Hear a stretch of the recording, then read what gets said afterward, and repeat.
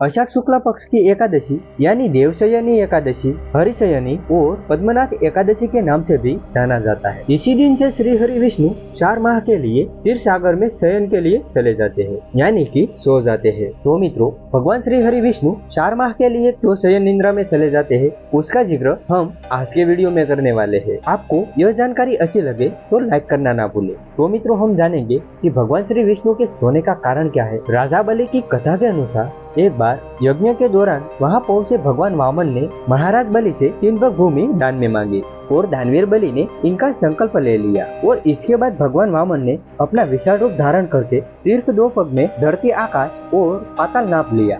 तीसरा पग रखने के लिए राजा बलि के पास और कोई संपत्ति नहीं थी। फिर उन्होंने अपना सिर आगे बढ़ा दिया और भगवान वामन रूपी विष्णु को अपने सिर पे पग रखने को कहा और इस तरह अपना संकल्प पूरा किया। इसके बाद वामन बने भगवान विष्णु ने राजा बलि को पाताल लोक का राजा बना दिया और वहाँ निवास करने का आदेश दिया। साथ में उसकी निष्ठा से प्रसन्न होकर उसको वरदान मांगने को कहा। इस पर राजा बलि ने भगवान विष्णु को रात दिन अपने सामने रहने का वचन ले लिया। भगवान को वामन अवतार के बाद फिर क्षीर सागर में लक्ष्मी के पास जाना भी था, लेकिन भगवान वसन में बंध गए और रसातल में बलि के यहाँ रहने लगे। बाद में माता लक्ष्मी बलि के यहाँ पहुँची और रक्षाबंधन के दिन ही राजा बलि को राखी बांधकर अपना भाई बना लिया और गिफ्ट के स्वरूप में भगवान विष्णु को मांगा। हालांकि भगवान विष्णु राजा बलि को उदास नहीं देखना चाहते थे, इसीलिए उन्होंने आषाढ़ शुक्ल एकादशी से साल के 4 माह के लिए राजा बलि के यहाँ रहने का वचन दिया। इसलिए चातुर्माह में भगवान श्री क्षीर सागर में सो जाते हैं और पाताल लोक में बलि के यहाँ चले जाते थे। उत्तरायण को देवताओं का दिन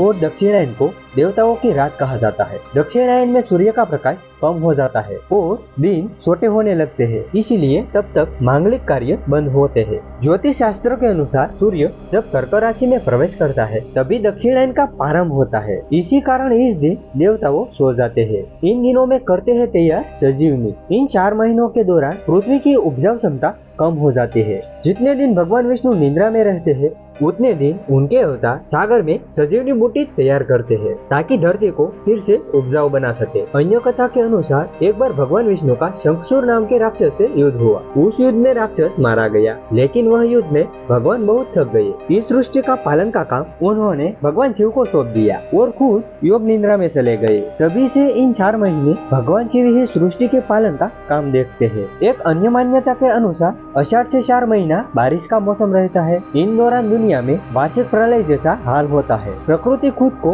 नए सिरे के लिए तैयार करती है, सब कुछ जलमग्न हो जाता है। ऐसे में जीवन का पुनः सर्जन होता है। सूजन काल के 4 माह बाद श्री हरि विष्णु पुनः पालनहार की भूमिका में आ जाते हैं।